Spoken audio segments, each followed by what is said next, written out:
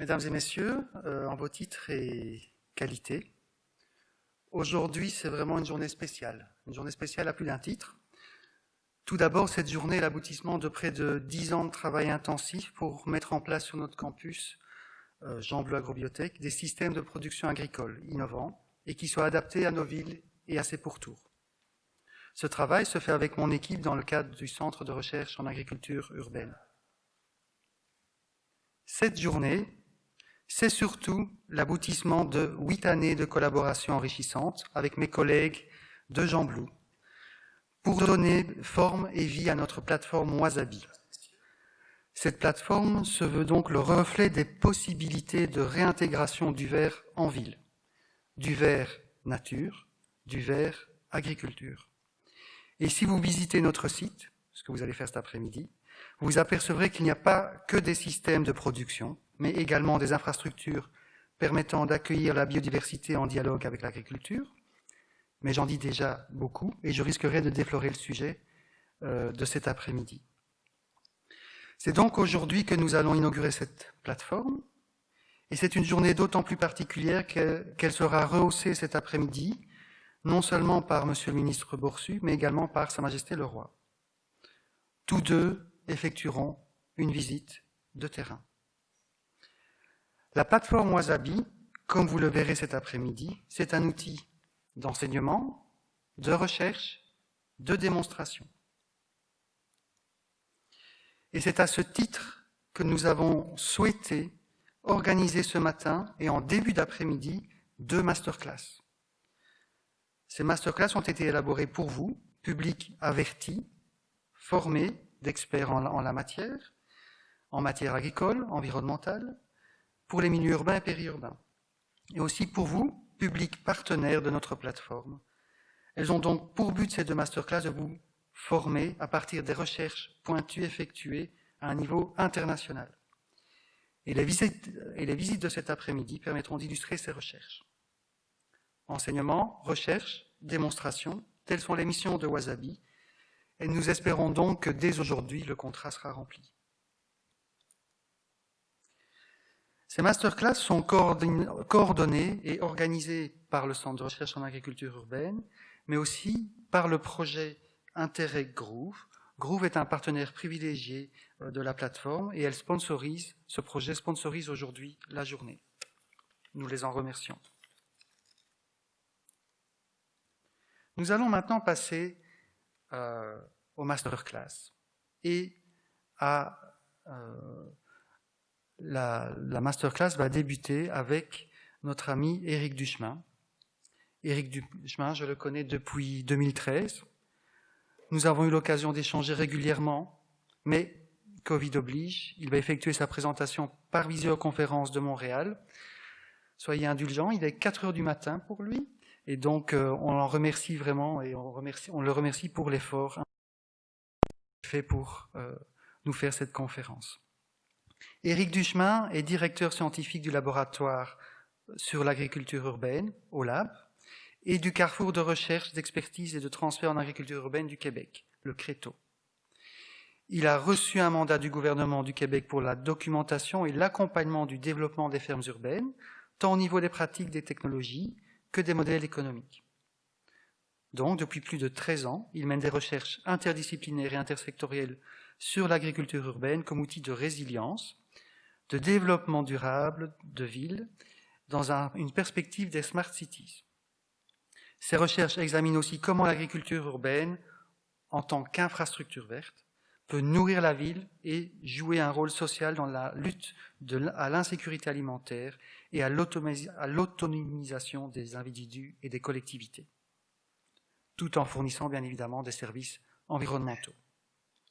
Spécialiste reconnu internationalement, il est amené à animer des formations, à participer à des comités et à des recherches ou des projets d'intervention à l'international, et donc particulièrement en France, en Belgique et aux États-Unis. Avant de lui céder la parole, si vous pouviez remettre la dia PowerPoint pour expliquer aussi à notre public une dernière chose.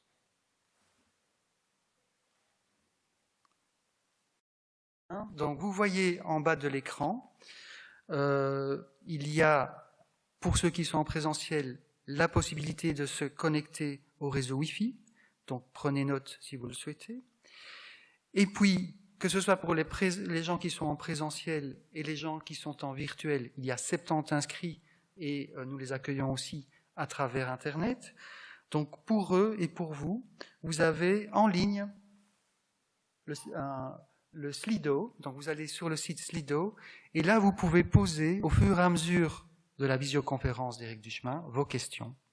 Nous allons ensuite, et là c'est Nicolas Ancion qui va s'en occuper, récolter les questions. Vous pouvez même voter pour certaines questions si vous les jugez très intéressantes et importantes. Et donc en fonction de ça, on aura avec Nicolas Ancion, qui va quelque part jouer le modérateur de la conférence, un retour et des questions. Donc Nicolas Ancion, il est au CERO, au Centre de recherche sur l'agriculture urbaine. Il est chef projet dans le cadre du projet Groove. Voilà, je vous souhaite une bonne conférence et je cède maintenant la parole à Éric Duchemin. Bon matin, comme le spécifiait Aïssam, il est 4 heures du matin à Montréal. La caméra n'était pas à son meilleur puisqu'il fait encore très noir.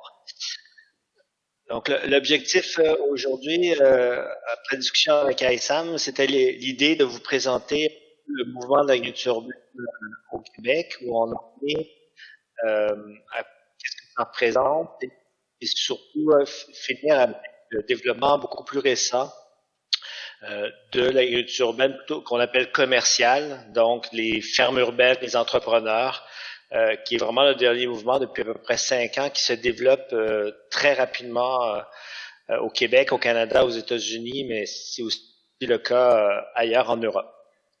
Alors, je vais aller chercher ma présentation. Alors, comme Aïssam le présentait, je suis un scientifique en agriculture urbaine et du Carrefour de recherche d'expertise en agriculture urbaine, qui est un mandat que nous menons depuis 3 ans. Le laboratoire sur l'agriculture urbaine existe depuis déjà plus de 13 ans, à mener différentes activités au niveau de l'agriculture urbaine, et pas uniquement sur les fermes urbaines, bien que c'est vraiment la tendance que nous avons pris dans les derniers 5 ans. De travailler sur les fermes urbaines, vu son développement, vu le potentiel, et vu aussi l'intérêt très puissant des pouvoirs publics pour ce mouvement.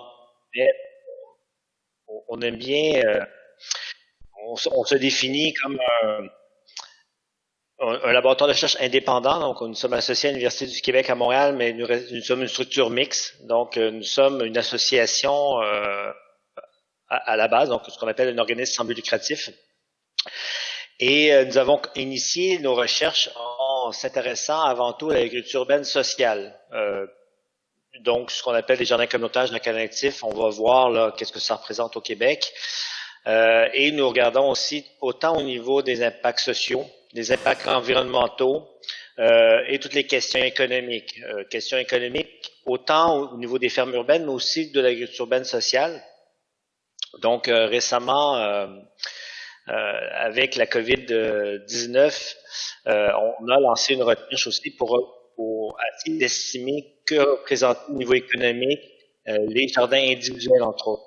Donc, il y a le nombre de personnes qui ont des jardins chez eux, des potagers, et ça a une valeur économique. Donc, on essaie de voir actuellement, est-ce que ces potagers-là est un outil de résilience pour les familles lorsqu'il y a perte d'emploi, où il y a moins d'accès à certains aliments et autres. Donc, c'est des genres de recherches que nous menons et nous le faisons autant aussi sur les pratiques et les techniques utilisées par les jardiniers ou les fermiers.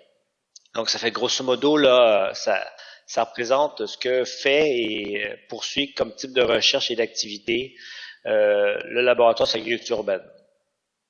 Donc, comme je le mentionnais, là, on fait de la recherche, on fait de l'accompagnement aussi, accompagnement de municipalités, accompagnement d'entreprises agricoles. On fait énormément de transfert de connaissances. la société. Sinon, on ne parlerait pas d'agriculture urbaine, on parlerait beaucoup plus d'horticulture ou de fleurs, mais pourquoi on prend le thème agriculture? C'est parce que c'est vraiment une action agricole qui est très axée sur le maraîchage, mais qui est aussi des animaux en ville, le retour des petits animaux en ville, de la transformation, de la distribution. Donc, il y a tout ce grand contexte-là agricole derrière. Et nourrir la population, mais beaucoup aussi avec toute cette notion-là de bien commun, de changer quelque chose et de le faire au niveau local, au niveau de notre communauté. Donc, ce qu'on travaille beaucoup, c'est des questions de quartier nourricier qui se développent, donc où on a vraiment l'élément de production, de distribution, de transformation très localement et très ancré aussi socialement dans le mouvement social de proximité qui développe quelque part des noyaux sociaux d'entraide, de solidarité. Et on fait souvent le pendant là, au sein du laboratoire avec la question des bibliothèques et de la culture et de la connaissance. On se pose plus la question si des municipalités ou des quartiers, des arrondissements doivent avoir des bibliothèques. C'est un fait acquis. L'accès à la connaissance est important pour tous. On porte cette idée-là aussi que finalement l'alimentation devrait aussi être considérée de la même façon. On devrait avoir des installations pour permettre une alimentation saine et adéquate de l'ensemble de la population. Ce qui va donner aussi certains projets un peu comme ça, là, c'est l'idée et là j'ai pris la cité maraîchère de Romainville, je ne sais pas si c'est le meilleur cas, mais c'est quand même cette idée-là où une municipalité a décidé de créer une installation centrale pour la communauté de production, aussi d'éducation, de sensibilisation et de formation de la population à la possibilité de produire ses propres fruits et légumes, des saines habitudes de vie, etc. Donc, c'est vraiment cette idée-là de bibliothèque portée par une municipalité qui devient quelque part un bien commun. Donc, si on fait un peu ce portrait-là de l'agriculture urbaine, où je dirais souvent, c'est un peu le retour de l'agriculture urbaine, parce que l'agriculture urbaine, c'est vieux comme le monde. Les villes ont été créées par l'activité agricole, quelque part. La société humaine s'est sédentarisée avec l'activité agricole. L'agriculture a été présente dans les villes presque de tout temps. C'est un peu après la Deuxième Guerre mondiale qu'on a commencé à industrialiser, peut-être un peu avant, mais beaucoup après la Deuxième Guerre mondiale, qu'on a industrialisé l'agriculture et qu'on a pris la décision de considérer que les activités agricoles n'étaient pas adéquates pour le monde urbain. On a repoussé tranquillement et les différentes villes et gouvernements ont mis en place des réglementations interdisant les activités agricoles en ville. Pour moi, si on prend l'exemple de Montréal, entre autres, c'est pour l'Expo universelle de 1967 que la ville de Montréal a décidé que tout ce qui était activité d'animaux en ville était à bannir. Donc, c'est relativement récent, 1967, mais avant ça, c'était possible d'avoir des poulaillers et même des poulaillers commerciaux au cœur de la ville de Montréal. Mais à partir de 1967, il y a une loi qui est passée et on a quelque part interdit tout type d'activité agricole en ville dans un zonage urbain, qui peut être aussi très agricole comme paysage, mais dès que c'est zoné résidentiel, commercial ou industriel, toute activité agricole était bannie. Mais en 1967, et très rapidement, ce qui s'est passé, c'est au début des années 70, il y a eu une crise économique. L'agriculture urbaine est très, très liée aux crises sociales, économiques, comme les deux guerres mondiales, entre autres, mais en 1970, il y a eu le choc pétrolier, donc forte crise économique. Et c'est là qu'il y a quelque part a eu, tout du moins en Amérique du Nord, le renouveau de l'agriculture urbaine. À New York, les Green Thumb, les Community Gardens, sous l'égide du programme Green Thumb maintenant, sont réapparus dans les débuts 71-72. Et à Montréal, c'est en 1974 que sont revenus en force quelque part, on pourrait dire, l'agriculture urbaine par le biais des jardins communautaires, qui est un programme porté par la Ville de Montréal. L'historique, c'est en 73, il y a eu un événement dans un quartier défavorisé de Montréal qui s'appelle le Week-end rouge, donc la fin de semaine rouge à cause des incendies et non parce que c'était communiste. Et à cette époque-là, durant cette fin de semaine-là, il y a eu un incendie qui s'est déclaré et les pompiers étaient en grève. Et les services essentiels n'existaient pas à cette époque-là, donc les pompiers ne sont pas sortis des casernes et une bonne partie du quartier est passée au feu. Crise économique, quartier défavorisé, la ville voulait faire quelque chose. Ils ont demandé aux citoyens et citoyennes qu'est-ce qu'ils voudraient comme aide. Et très rapidement, un groupe de femmes ont proposé d'avoir des community gardens, donc des jardins communautaires, puisque peu d'emplois, taux de chômage très élevé pour nourrir les familles, mais on a besoin d'espace pour produire. Et c'est comme ça que les programmes des jardins communautaires ont été créés.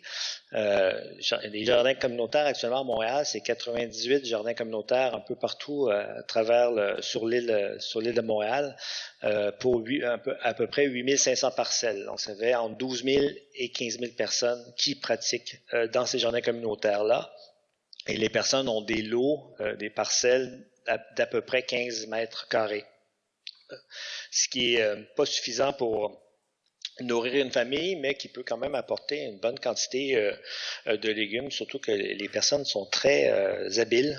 Beaucoup d'immigrants sont présents dans les jardins communautaires, donc des nouveaux arrivants, et qui peuvent faire une production par mètre carré assez impressionnante pour le climat que nous avons à Montréal. Donc, ils peuvent faire 4 rotations durant la saison, une saison de croissance qui est au maximum 8 mois à peu près.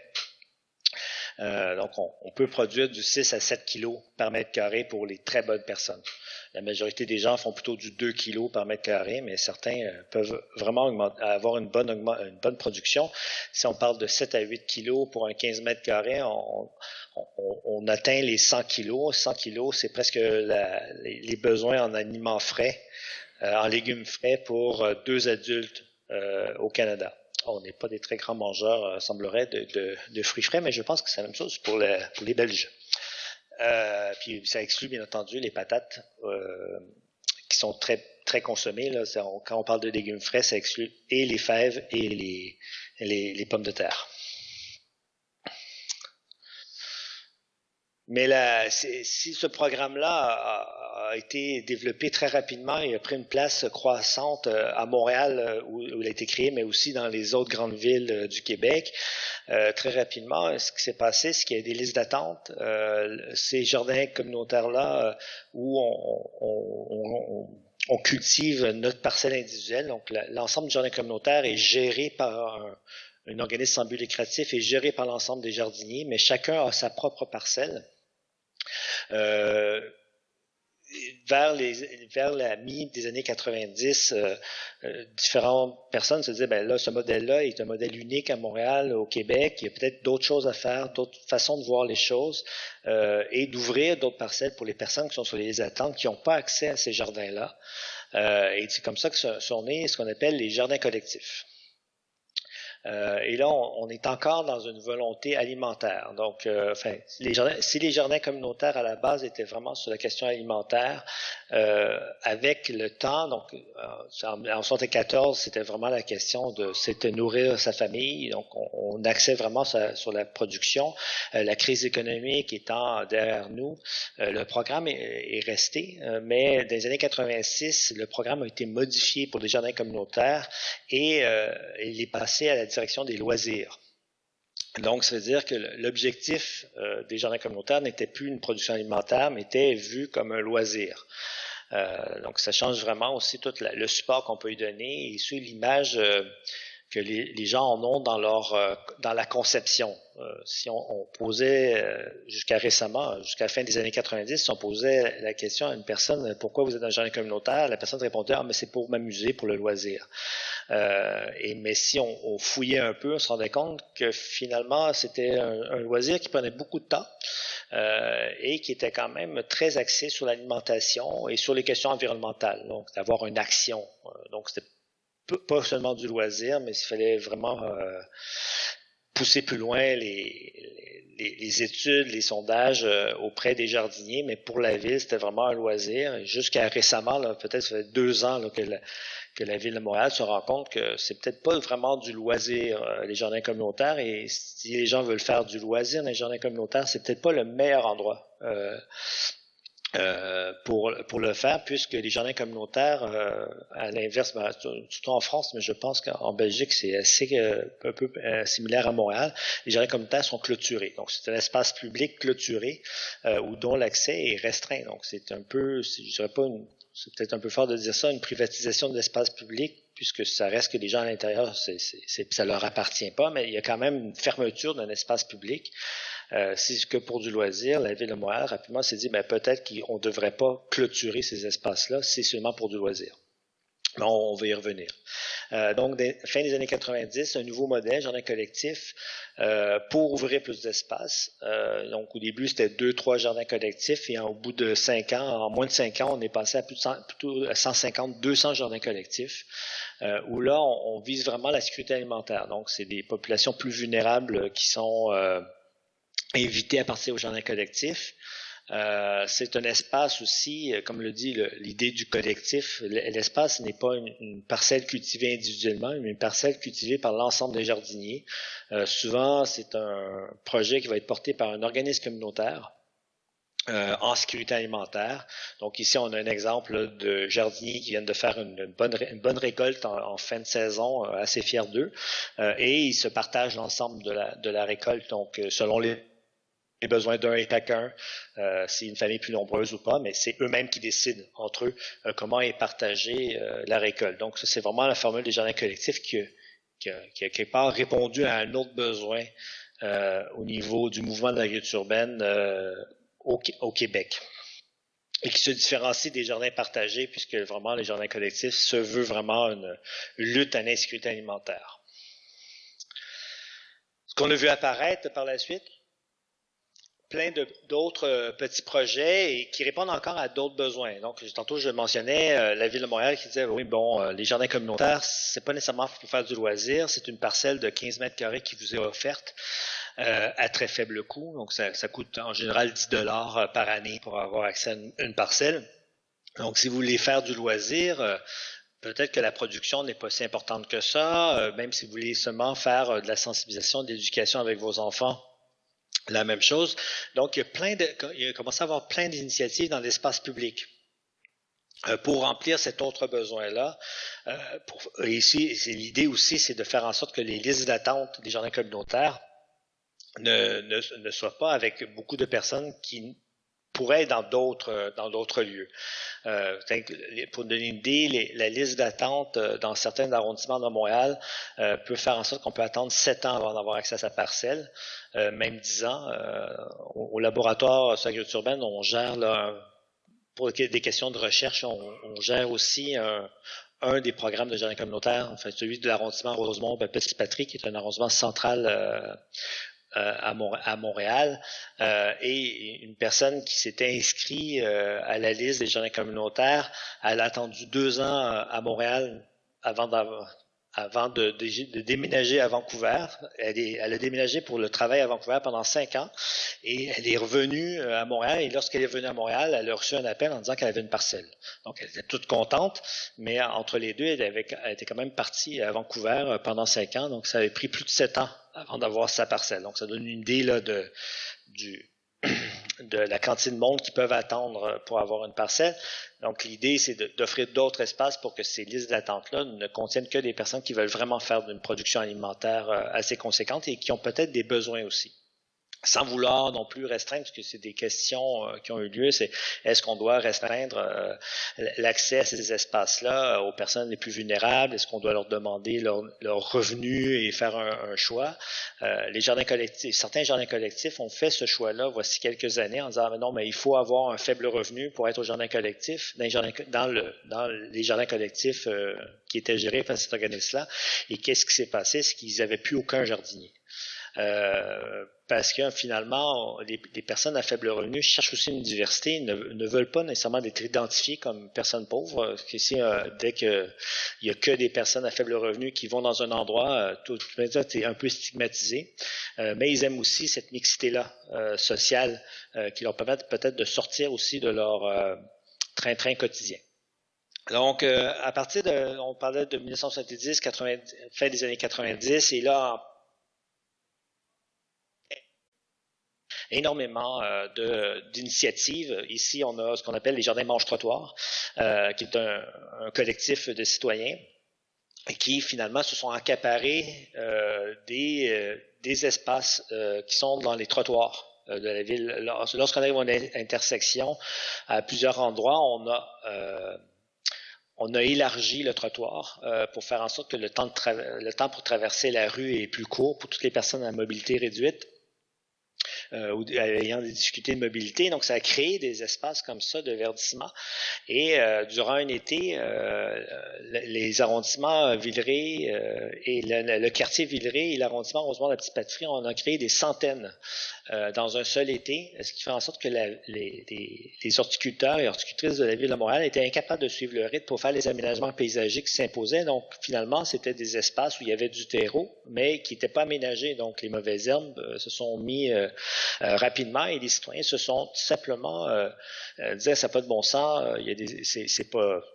c'est pas très joli. Bien entendu, comme c'était des mauvaises herbes, les gens jetaient des choses à l'intérieur. Donc, les citoyens dans les alentours de ces espaces-là se sont appropriés ces espaces-là tout simplement.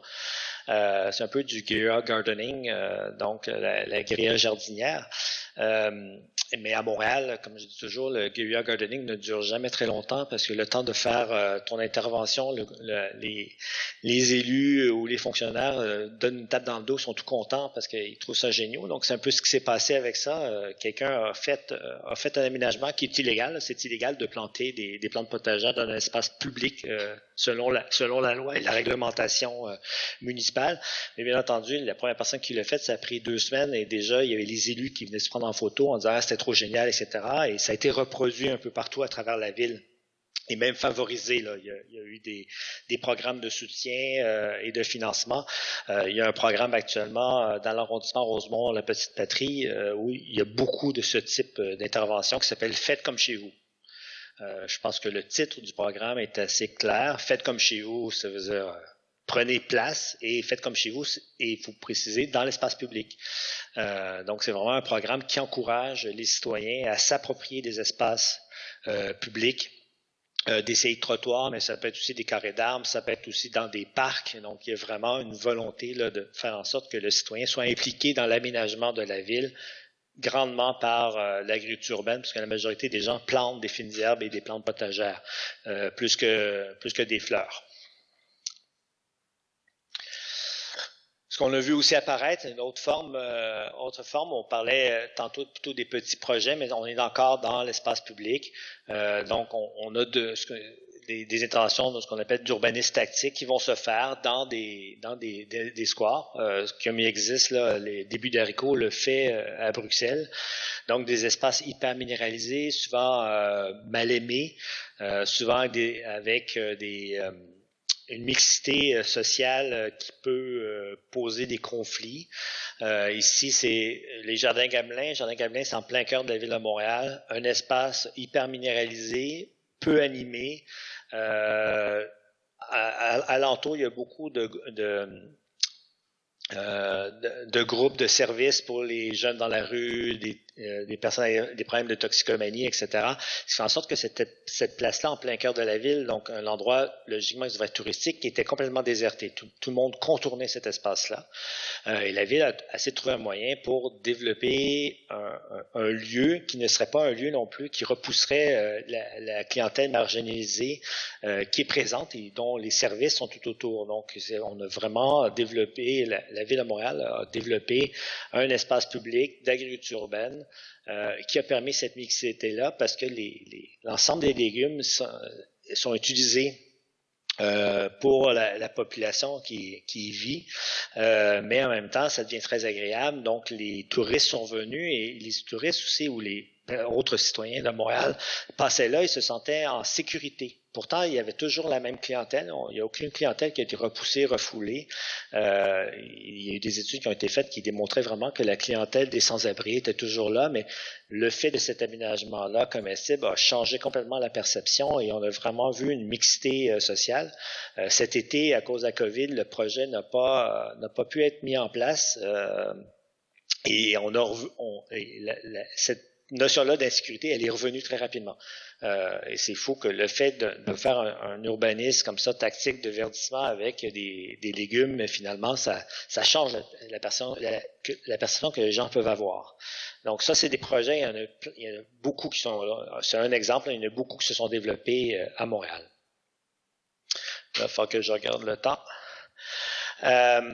Donc, autre chose qu'on avait un peu oublié dans le mouvement d'agriculture urbaine, c'est vraiment, je pense que on a travaillé sur les jardins communautaires, collectifs, urbanisme tactique, la prise de contrôle, je veux dire, citoyenne de l'espace public. Prise de contrôle est peut-être un peu fort, là, mais l'implication des citoyens dans l'espace public.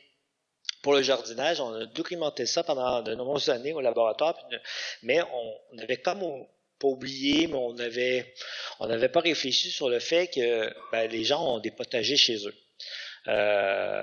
Et on s'est posé pendant longtemps la question, mais combien de personnes ont des potagers chez eux? Qu'est-ce que ça représente comme production alimentaire? Est-ce qu'il y a un lien avec la défavorisation? Est-ce qu'il y a un lien plutôt avec le fait d'être propriétaire d'une maison ou d'être en banlieue avec un grand terrain sur la présence ou non des potagers?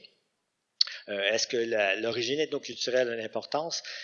On ne s'était pas posé. Et à partir de 2016-2017, on s'est dit, ça me semble que ce serait important. Il faudrait voir quelle est l'importance, et surtout qu'on commençait à avoir des indications de certains sondages qu'on avait distribués à Montréal, dans la grande région métropolitaine de Montréal, où 42% des personnes disaient pratiquer l'agriculture urbaine. 42% de la population de Montréal, c'est quand même 800 000 personnes. Et c'est impossible qu'ils soient tous dans les jardins communautaires, jardins collectifs, c'était clair. Donc on disait, c'est sûr qu'il y a des potagers individuels quelque part. Quelle est l'importance? On s'est fixé comme objectif de le documenter. C'est pas nouveau, bien entendu. Les jardins individuels ont toujours existé. Donc, et on a commencé historiquement, on a commencé à avoir plein de photos où on voyait ces jardins-là dans les quartiers défavorisés et autres. Donc, on a mené une grosse recherche là, qui se termine dans quelques mois sur cette place-là des jardins potagers. Donc, ici, on a un exemple d'un quartier montréalais. Et vous voyez au centre, entre les bâtiments, il y a les cours arrière les cours arrière et on voit des carrés. Là, je ne sais pas si vous voyez ma souris. Oui, vous devez sûrement voir ma souris. Donc ici, il y a des potagers ici. Donc on voit, puis on aime bien les gens qui font des potagers. On est très conventionnel, donc on fait ça en très carré, donc bien délimité. Donc on voit ici des potagers individuels qui se retrouvent sur le territoire. Et on était assez surpris dans certains quartiers. On a réussi à atteindre, pour un arrondissement, on a réussi à atteindre 11 hectares de jardins potagers. Donc 11 hectares, là, c'est une bonne ferme en bio-intensif. C'est vraiment non négligeable.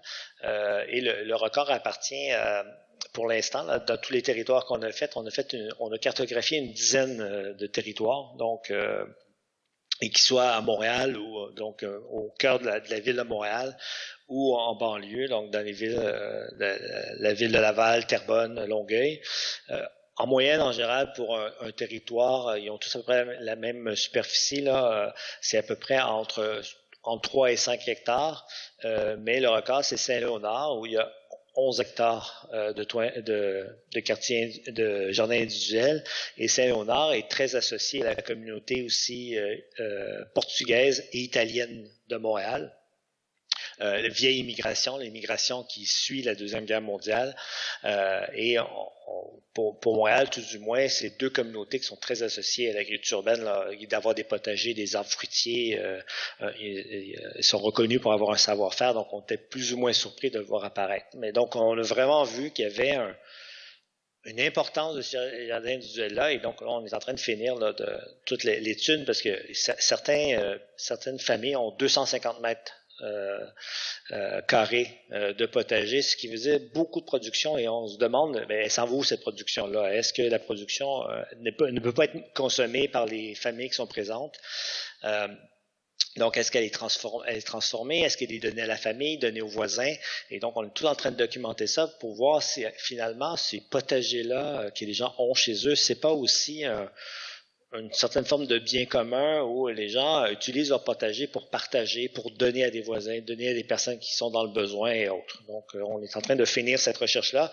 Et donc là, c'était un quartier de Montréal. Donc ici, vous avez la même chose au niveau d'une banlieue, là, c'est la ville de Brossard, où on voit encore ici les potagers qui sont en arrière. On voit aussi tout le potentiel qui existe, hein, vous dire, le beau gazon qui est très présent, tout le potentiel de développement qui pourrait se faire.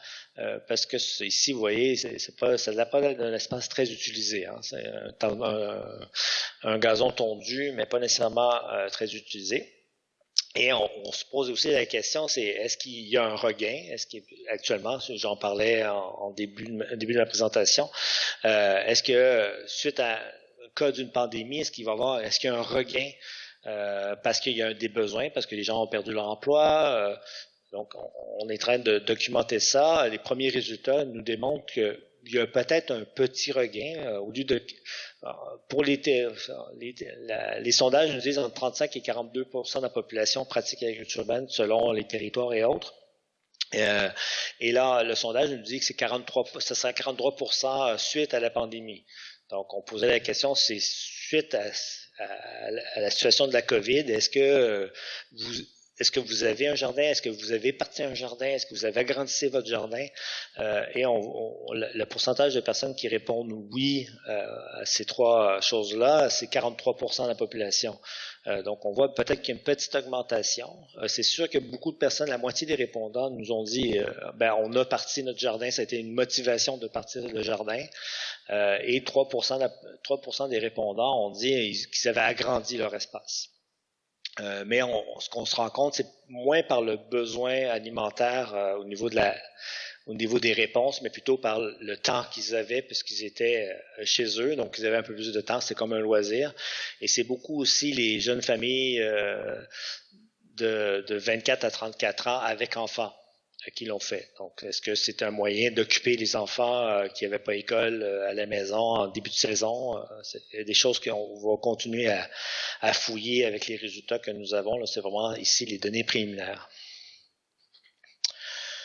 Entendu, on parle beaucoup du maraîchage, parce que c'est un peu présent, c'est un peu ce qui est le plus ancien historiquement et ce qui est plus présent, que ce soit au Québec, au Canada, aux États-Unis ou encore en France, en Belgique et autres.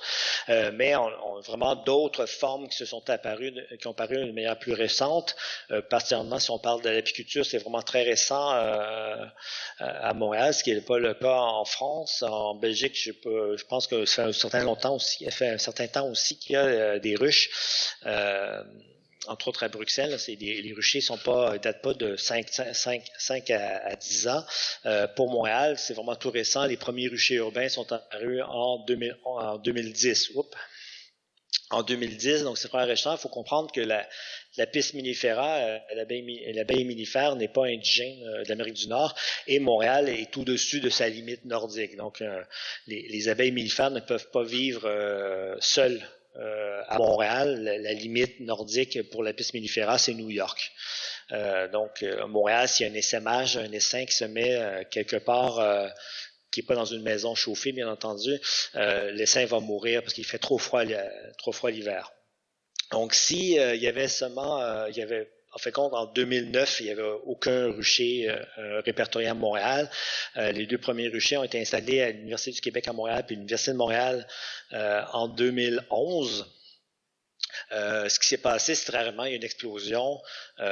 Donc, 2011, il y avait 5 ruches et en 2017, les derniers chiffres que je vous présente là, c'est les chiffres de 2017. On est rendu à 730 ruches pour 321 ruchers. Donc, il y a vraiment une explosion rapide de cette activité de l'apiculture, beaucoup réalisée par des individus. Il y a quelques entreprises qui sont installées, mais c'est beaucoup des personnes qui ont voulu faire ça comme un hobby. Puis c'est le cas pour Montréal, mais c'est le cas aussi dans les autres villes du Québec. Ce qu'on a eu aussi à apparaître, c'est la question le retour, on va dire, des poules. J'expliquais qu'en 1967, les poules avaient été, l'élevage de poules avait interdit. Interdit, mais ça ne veut pas dire qu'il n'y en avait pas. Voici peut-être 3-4 ans, il y a vraiment cette envie-là de revoir, d'avoir des poules comme animal domestique quelque part. Au Québec, la poule est un animal d'élevage de ferme, donc légalement, c'est pas un animal domestique. À l'inverse des États-Unis, c'est pour ça qu'il y a beaucoup, entre autres, de poules et de lapins aux États-Unis. C'est que la poule, entre autres à New York, selon la réglementation, c'est un animal domestique. Donc interdire la poule, c'est comme interdire le chien et le chat. C'est pas le cas à Montréal. Donc à Montréal, même la majorité des villes au Québec, c'est relativement interdit d'avoir des poules, d'avoir un poulailler, mais cette réglementation change de manière rapide. Mais ça reste encore anecdotique. Les gens se rendent compte que c'est beaucoup d'ouvrages. On a un cas au Canada, là, à Vancouver, voici là, ça fait presque 10 ans déjà, l'avoir des poules était interdit et on a levé cette interdiction-là. Et ce qui s'est passé, c'est qu'il y avait 200 poulaillers illégaux avant la levée de l'interdiction, et après la levée de l'interdiction, il y avait 200 poulaillers légaux. Il n'y a pas eu une croissance exponentielle du nombre de personnes qui avaient des poulaillers. Grosso modo, on a légalisé les gens qui avaient des poulaillers, ce qui a permis aussi à la municipalité, aux instances gouvernementales de pouvoir encadrer et de pouvoir offrir des services aussi au niveau de salubrité et autres aux personnes qui avaient des poulaillers chez eux. Toute la question de la formation aussi. Et on a vu apparaître, là, il y a un cas à l'inverse de l'Europe où l'éco-pâturage est beaucoup plus présent. Au Québec, il y a un seul cas d'éco-pâturage qui est à Montréal et qui est aussi qui était jusqu'à récemment un projet de recherche et d'intervention là, qui était porté par le laboratoire de agriculture urbaine et qui maintenant est rendu autonome. Là. Donc, mais il y a un seul cas de ce type-là, donc ça reste anecdotique. Pour l'instant. À l'inverse de ce qu'on peut voir, là, entre autres en France, là, où l'éco-pâturage est très présente dans les villes françaises.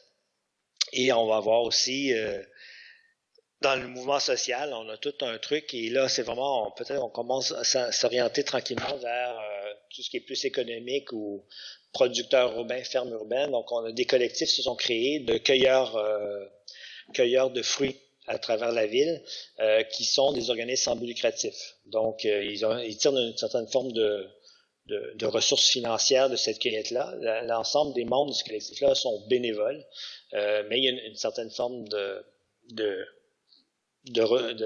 rentrée financière pour, entre autres, acheter tout l'équipement, pour mobiliser, pour faire des événements. Donc, on commence tranquillement à voir qu'il y a une structuration qui se fait autour de ça. À Montréal, c'est ça, mais dans le reste du Canada, ou même dans d'autres pays, c'est des entreprises sociales. Donc, ils ont du personnel, etc. Ils peuvent cueillir. C'est pas anecdotique, hein, cette cueillette-là. Not far from the tree, à Toronto, ils sont rendus presque à 100 tonnes de légumes cueillis comme ça, un peu partout à travers la ville. Donc, ils cueillent des arbres dans l'espace public ou chez des personnes qui veulent partager leur arbre. Parce que ce qui est assez surprenant, c'est vrai aussi dans les jardins communautaires, les gens vont planter un arbre ou vont planter une aubergine, un plant d'aubergine, et ils ont l'impression que le plant d'aubergine va donner une aubergine. Donc, ils sont tous surpris quand ils en ont 4-5 kilos. Pour ceux qui sont bons, donc ils en ont toujours trop. La même chose, quelqu'un va cueillir un pommier, souvent on va le faire parce qu'il aime les fleurs, en disant en plus je vais avoir des pommes, mais il a l'impression qu'il va avoir un sac de pommes. Et quand il se rend compte que l'arbre peut produire 50 kilos et plus, pour les pommes c'est encore plus que ça, mais par exemple un cerisier mature qui produit bien, ça produit beaucoup de cerises. Alors là, ils sont débordés et ce collectif-là arrive à ce moment-là en disant on peut récolter une partie de votre arbre, mais on donne on donne 30% de la production de ce qu'on cueille, 30% va au cueilleur et 30% va à un organisme communautaire, va au propriétaire. Donc, 30% à un organisme communautaire qui permet de transformer, de faire de la sécurité alimentaire ou de vendre pour faire un revenu. 30% au cueilleur bénévole et un autre 30% qui va au propriétaire qui souvent n'en veut pas parce que lui a déjà cueilli ce qui était plus facile à cueillir. Donc, ce qu'on voit au Québec, mais ce qu'on voit aussi à l'université, c'est vraiment une diversification des modèles, des types, autant au niveau des pratiques que de la gouvernance de cette agriculture urbaine-là. Donc, on a vraiment, ici, dans les années 70, on parlait presque uniquement des community gardens, les jardins communautaires. Maintenant, on a une très grande diversité. On a vu quelques-uns, j'ai pas parlé. On a aussi les jardins pédagogiques dans les écoles, etc. Il y a plein d'autres formes qui existent. Donc ça, j'en ai parlé, c'est en disant que 42% des Montréalais et Montréalaises pratiquent l'agriculture urbaine. Bien entendu, la majorité le font chez eux en cour arrière, c'est très, très, très présent, mais beaucoup de personnes le font sur les balcons. Donc ça demande des techniques un peu d'innovation pour produire sur des balcons, surtout lorsqu'on veut partir en vacances pendant 2-3 jours et qu'on veut pas que nos plantes meurent. Une simple jardinière ne fonctionne pas, en tout cas pas à Montréal. On a un climat qui est froid l'hiver, mais qui est très, très, très chaud l'été et qui peut être très sec. Cet été, on a eu 6 périodes de canicule où la température peut monter pas loin de 40 degrés. Donc, on a vraiment... donc, avoir une culture sur le balcon, on demande d'avoir des installations aussi dans lesquelles il y a des réserves d'eau pour éviter que les plantes meurent. Donc, et bien là, on parle beaucoup de Montréal. Nous, on travaille beaucoup sur Montréal parce qu'on est basé à Montréal, mais ce mouvement-là de l'agriculture urbaine est sur l'ensemble du Québec. Donc, on a même développé là, un portail qui s'appelle Cultive ta ville, qui permet aux personnes de mettre leur initiative de jardin individuel, de ferme, de jardin collectif, jardin communautaire, qui nous permet, nous, en même temps, de récolter des données là, que représente ce mouvement-là, les superficies moyennes des projets, etc. Donc, on a tout un système de valorisation de l'agriculture urbaine, d'information pour les jardiniers, mais aussi qui nous permet, nous, de collecter des données. Donc, c'est un système de ce qu'on appelle de sciences citoyennes qu'on a développé. L'ensemble de ça a amené finalement le gouvernement du Québec à développer une stratégie. Donc, il y a une stratégie d'agriculture urbaine portée par le gouvernement du Québec. C'est comme ça que le Carrefour de recherche, d'expertise et de transfert du Québec a été créé. C'est dans le cadre de cette stratégie-là, afin de développer des politiques, des plans d'agriculture urbaine intégrés. Donc, ça veut dire que les villes et les municipalités se sont vraiment sont dit il faut faire quelque chose. Depuis le début, on parle depuis 1970 jusqu'en 2015-2016, c'était vraiment des projets à droite à gauche qui n'étaient pas structurés, qu'on n'essayait pas d'intégrer dans une vision globale. Donc, à partir de 2016, il y a cette volonté-là qui est apparue. Donc, la première ville qui a fait cette volonté-là de faire un tout avec son agriculture urbaine, c'est la ville de Gatineau. Qui a lancé un programme d'agriculture urbaine de Gatineau. Donc, il voulait vraiment que la ville se positionnait en ayant une vision, mais en offrant des services et en voulant intégrer l'ensemble de ces activités d'agriculture urbaine dans un tout. Aussi pour faire en sorte que ce soit bien maillé, par exemple, avec des besoins de compost, éviter la perte alimentaire dans les jardins. Il y a beaucoup de personnes, comme je disais tantôt, ils plantent un plant d'aubergine et ils pensent avoir 1 ou 2 aubergines. Finalement, ils ont 4-5 kilos. Donc, ce qu'ils font, c'est qu'en fin de saison, ils prennent le plant d'aubergine avec les aubergines dessus puis ils le mettent dans le compost. Parce qu'ils en ont trop, ils sont plus capables de transformer. Ils disent, le compost, c'est environnemental. Ça va être composté, tandis que cet aliment-là pourrait être donné. Donc, cette idée-là de faire une planification, c'est aussi ça de pouvoir capitaliser, je ne sais pas si c'est le bon mot, mais de rendre le plus efficient possible l'ensemble des activités. Suite à ça, il y a vraiment plein d'autres villes, et là, on a rendu à parler d'une dizaine de villes qui ont des plans d'agriculture urbaine. Donc, le plan d'agriculture urbaine de la ville de Trois-Rivières, il y a des arrondissements de Montréal qui ont fait aussi, donc la Rivière-des-Prés, Pointe-aux-Trembles, un arrondissement de Montréal a fait cette politique d'agriculture urbaine avec une vision, 30 hectares d'agriculture urbaine pour 2030. Donc, c'est vraiment une vision ambitieuse où ils doivent mettre en plus ils doivent mettre en place les actions pour atteindre ces objectifs-là. Longueuil, Brossard, Saint-Bruno, donc plein d'autres villes ont suivi, et c'est vraiment cette idée-là d'intégrer dans un tout. Donc on peut le voir, cette idée-là ici d'intégrer dans un tout et avec une gouvernance. Donc ça veut dire, oui, il y a un plan d'agriculture urbaine, mais après ça, il va y avoir des comités ou un comité d'agriculture urbaine qui va mettre ensemble l'ensemble des fonctionnaires de la ville de différentes directions. Enfin, pas l'ensemble des fonctionnaires, mais des fonctionnaires de différentes directions avec des citoyens, avec des groupes communautaires pour définir les actions. Des conseils de politique alimentaire qui sont très présents en Amérique du Nord, mais au Québec, il y a une seule ville qui a un conseil de politique alimentaire, c'est Montréal. Mais dans le reste du Canada, toutes les grandes villes ont leur conseil des politiques alimentaires qui finalement vient lier l'agriculture urbaine à d'autres enjeux. Et la mise en place de réseaux, d'incubateurs et toute la question aussi qui est importante dans cette gouvernance-là des systèmes de suivi, d'évaluation de l'impact des actions de ces plans-là. Donc, le temps passe, on a perdu du temps, donc on va essayer de rattraper un peu. Donc, on a vraiment, ce mouvement-là d'agriculture urbaine est vraiment porté par des questions d'innovation sociale. Donc, on va trouver des moyens pour s'approprier des friches, des endroits délaissés de manière temporaire. Et donc, ici, c'est un cas, c'est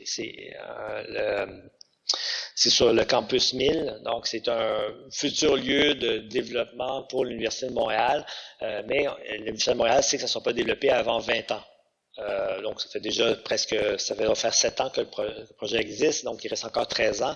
Et entre les deux, ils vont faire l'espace pour en faire des jardins, pour en faire une ferme sociale aussi. Donc on trouve différents moyens d'innover. D'autres choses, c'est des développements immobiliers maintenant qui intègrent l'agriculture urbaine, donc on le voit peut-être pas bien, mais c'est juste ici, il y a une serre sur le toit. Donc ici, il y a une maison qui va être léguée dans le cadre de ce grand développement immobilier-là. Cette maison, elle est léguée à la communauté et le promoteur immobilier, qui est Prével dans le cas présent, va aménager sur ce toit-là à ses frais une serre communautaire, un toit vert de 800 mètres carrés, et il est prévu que l'ensemble des toits du développement soit aussi maraîcher. Donc, on voit vraiment que ça s'intègre au niveau des plans de développement.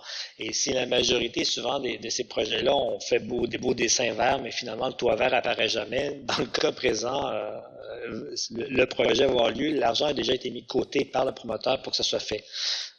Puis je sais ce qu'on fait. On est partie prenante là, avec ce promoteur-là. Enfin, on le conseille pro bono, donc ça veut dire sans être payé, pour qu'il réalise son projet, parce qu'il faut quelques projets phares où les promoteurs se mouillent, ils font vraiment ce qu'ils disent qu'ils vont faire, pour après ça peut-être inciter les autres à ne pas faire que des beaux dessins sur des planches avec du verre, mais aussi réaliser. Parce que ce qu'on rencontre, c'est qu'il y a plein de promoteurs qui promettent de faire des toits verts, mais finalement, en fin de construction, la dernière chose qu'on construit, c'est le toit. Et lorsqu'on arrive à la fin de projet, c'est là qu'il y a moins d'argent. Fait que une chose qu'on coupe à la fin, c'est ces fameux toits verts-là qui avaient été dessinés, mais qui ne sont jamais réalisés. Alors, avant de passer aux fermes urbaines, ça, je le fais souvent, mais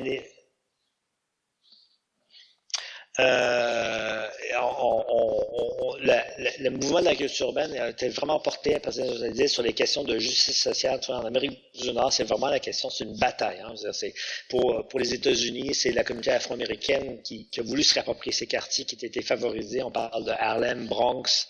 Il y avait des friches, ça tombait en ruine.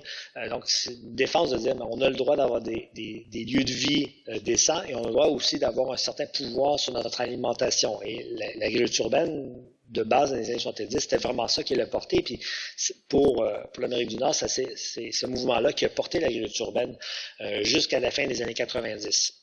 Les jardins collectifs, c'est aussi une question de justice sociale, de dire c'est pas normal que des personnes dans les pays industrialisés n'aient pas accès.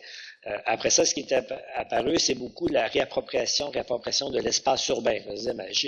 En tant que citoyen, on a peut-être le droit d'aménager aussi notre ville. Arrêtons de laisser ça uniquement à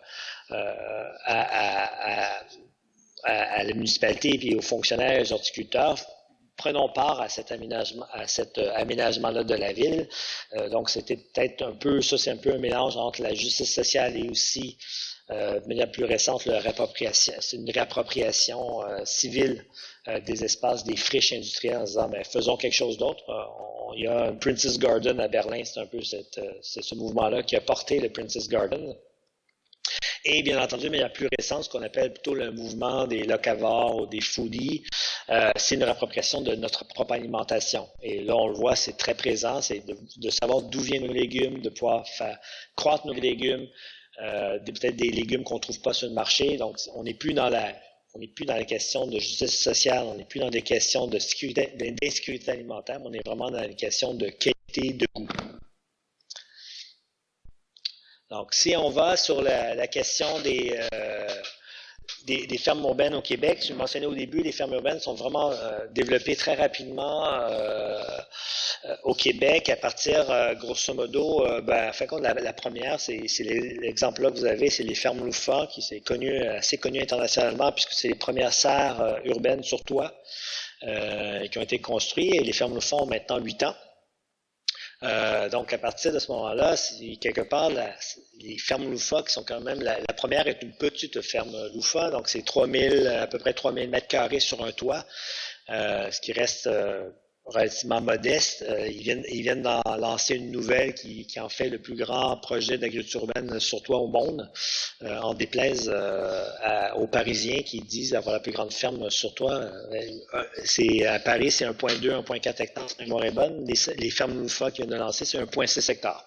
Donc là, on est peut-être rendu dans la course à qui va avoir la plus grosse ferme sur toit au projet d'agriculture urbaine. Mais 1,6 hectares de toit, mettons qu'on commence à parler de niveau de production hyper élevé. Quoi qu'il en soit, la première, voici 8 ans des fermes Loufa, a vraiment donné quelque part des lettres de noblesse à l'agriculture urbaine qui avant ça étaient perçues beaucoup comme, mettons, pas sérieux, beaucoup très social, mais pas très productif, ça nourrit pas vraiment les personnes.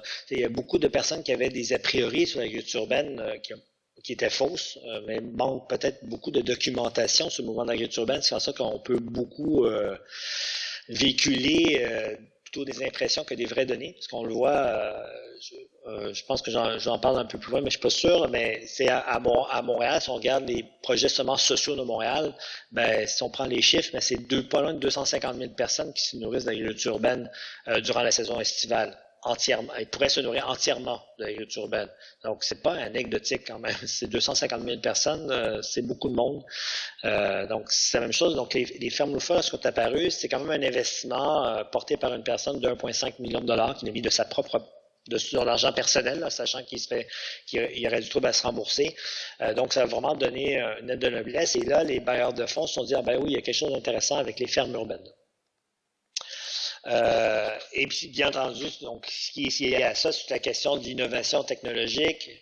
Donc, il y a des startups qui se sont apparues. Donc, ça a tout porté un mouvement de développement de l'agriculture urbaine et aussi des questions environnementales. Donc, et toute la question de qu'est-ce qu'on fait avec nos ressources qu'on appelait des déchets, mais qui sont peut-être des ressources, de la matière organique, le café et autres. Donc, c'est toute la question de l'économie circulaire qui apparaît ici, donc très portée entre autres par la boîte à champignons Upcycle à Paris, qui est une des premières championnières urbaines. Donc ici, c'est Blanc de Gris, là, qui est je ne ferai pas un équivalent, mais c'est très inspiré de la boîte à champignons. Donc, vraiment, c'est un mouvement qui a été porté par vraiment cette idée-là de on peut nourrir la population. Il y a vraiment Mohamed Hadj des fermes Loufa a ouvert cette porte-là en montant un sérieux, en montant que c'était possible d'investir, que des personnes qui avaient les moyens, étaient prêts à investir de leur propre poche, à prendre le risque. Quand on prend le risque avec 1,5 million, les gens disent, ah ben oui, donc c'est vrai qu'on peut faire quelque chose. De là, innovation technologique, innovation environnementale sont développées.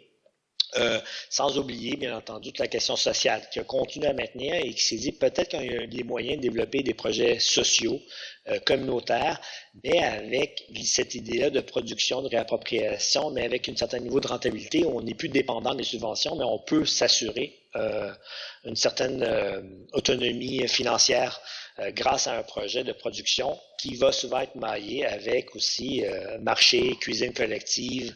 Donc, on met en place des noyaux communautaires. Là, je reviens au début quand je parlais de biens communs. On met en place des noyaux communautaires de production, de distribution, des noyaux communautaires d'alimentation quelque part au niveau local.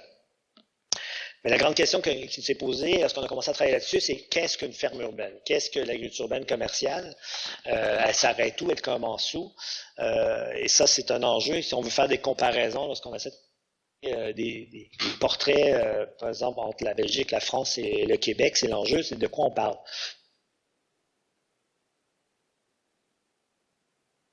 Du Québec, une ferme urbaine, une ferme en soi, un producteur agricole au Québec doit produire 5 000 de revenus agricoles pour être considéré comme un producteur agricole par le ministère de l'Agriculture.